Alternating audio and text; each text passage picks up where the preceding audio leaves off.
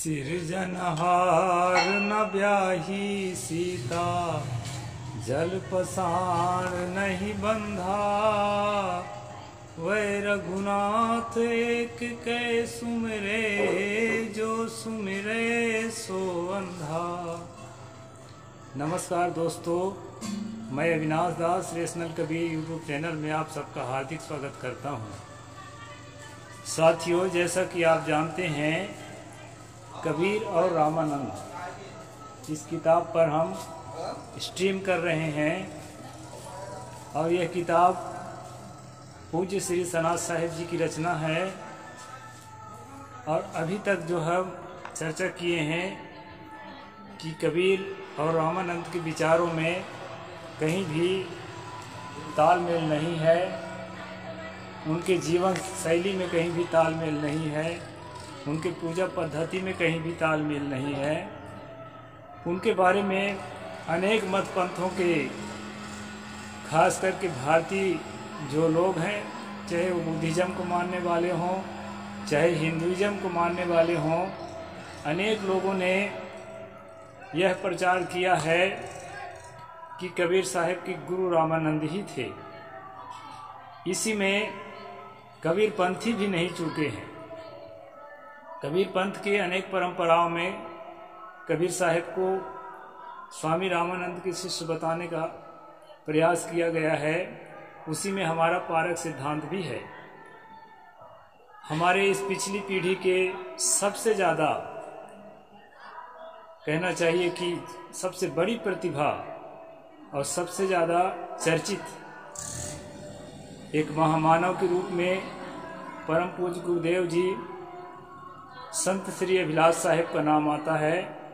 उस पर जो है, मैंने पिछले एपिसोड में बताया था कि आगे जो है चर्चा उन्होंने सतगुरु कबीर साहिब के स्वामी रामानंद के विषय में क्या कहा है, उस पर चर्चा की जाएगी। तो साथियों, आज मैं उस पर चर्चा कर रहा हूँ। लेखक लिखते हैं, पूज्य श्री अभिलाष साहिब जी कबीर पंथ जगत के मूर्धन विद्वान संत हैं। बीजक, व्याख्या, कबीर दर्शन आदि शताधिक ग्रंथों के यशस्वी लेखक हैं। किंतु आपके द्वारा स्वामी रामानंद को कबीर साहब के गुरु बतलाने का प्रयास किया गया है, जो उचित जान नहीं पड़ता। प्रस्तुत संदर्भ में इसी विषय पर पाठकों का ध्यान आकर्षित किया है। एक तरफ तो स्वयं श्री अभिलाष साहिब जी कबीर साहब से वो स्वयं गुरु मानते हैं। उनके ही शब्दों में देखिए, जिन अपने निराले विचारों एवं सिद्धांतों के नाते उनकी विशेषता एवं विलक्षणता है, उनका अन्य कोई गुरु ना था। ये पूज्य अभिलाष साहिब जी के ही शब्दों में लेखक ने यहाँ उदाहरण देकर बताया है। अतएव कबीर साहिब अपने निराले विचारों एवं सिद्धांतों के स्वयं प्रतिष्ठाता एवं गुरु थे। कबीर साहिब ने बीजक आदि मध्य तथा अंत में किसी गुरु की वंदना एवं चर्चा नहीं की है, इसलिए भी उनके बोध का कोई अन्य गुरु नहीं प्रतीत होता। सारांश यह कि सद्गुरु कबीर स्वरूप बोध के स्वतः संशोधक एवं प्रकाशक हैं। वे निरपेक्ष सद्गुरु हैं। उनके बोध का कोई दूसरा गुरु नहीं। उनका सच्चा गुरु उनका विवेक था। ये दोस्तों पूज्य अभिलाष साहिब जी के ही शब्दों में यहाँ पर बताया गया है कि सतगुरु कबीर साहब का कोई गुरु था ही नहीं। यानी वो अपने विवेक से, अपने तर्क से अपने लिए स्वयं ही गुरु के रूप हुए। आगे देखते हैं।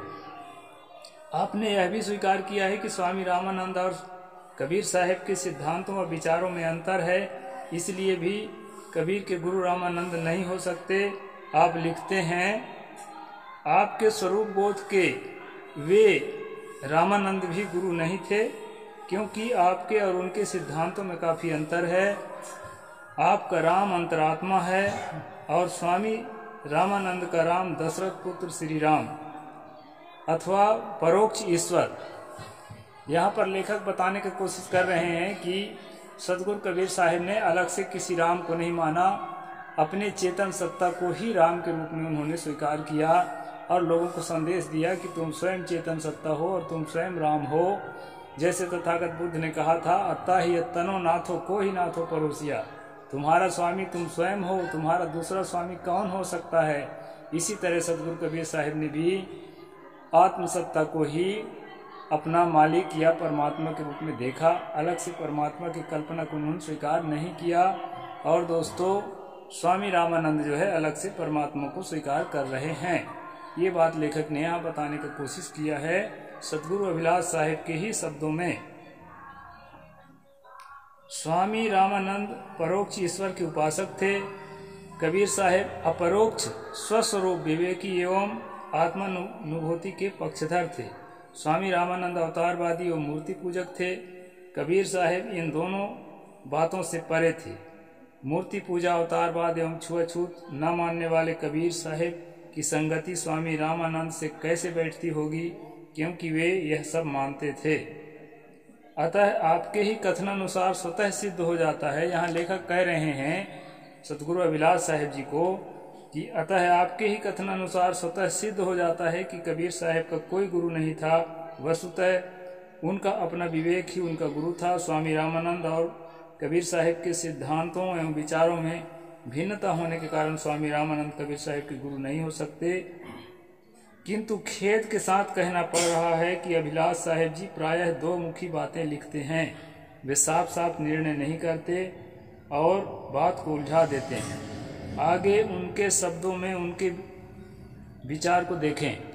वे स्वयं लिखते हैं, व्यवहारतः गुरु स्वामी रामानंद हो सकते हैं, अर्थात कबीर साहिब के स्वामी रामानंद को व्यवहारिक गुरु किया था। आगे वे और लिखते हैं, कबीर साहिब ने अपने नगर काशी के महान संत स्वामी रामानंद का पल्ला पकड़ा हो, यह स्वाभाविक ही है।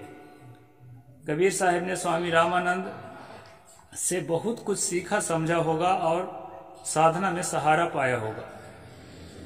कबीर साहिब की वाणियों में अध्यात्म के रूप में राम शब्द का प्रयोग अधिक होने से संभव है कि उनका संबंध स्वामी रामानंद से रहा हो। संत कबीर साहिब के समय में काशी में स्वामी रामानंद एक योग्य, वैराग्यवान, विद्वान एवं उदार संत थे। सारांश यह कि कबीर साहिब ने स्वामी रामानंद को अपना मर्यादा का गुरु चुना था। व्यवहारतः स्वामी रामानंद गुरु हो सकते हैं। उपर्युक्त उदाहरणों से पल्ला पकड़ा होगा, सीखा समझा होगा, साधना में सहारा पाया होगा, उनका संबंध स्वामी रामानंद से रहा हो तथा व्यवहारतः गुरु स्वामी रामानंद हो सकते हैं, ये सभी शब्द संदेह परक हैं। तत्कालीन परिवेश में एक जुलाहे का काशी के ब्राह्मण, वह भी सामान्य नहीं, आचार्य और काशी जैसी नगरी, धर्म नगरी में पल्ला पकड़ना किसी भी प्रकार संभव नहीं है।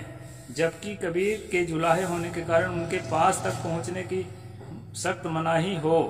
कहा जाता है दोस्तों, काला पर्दा लगा करके शूद्रों को और अति शूद्रों को स्वामी रामानंद जी उस पार से बात करते थे, यानी जो है मुंह देखना भी पसंद नहीं करते थे।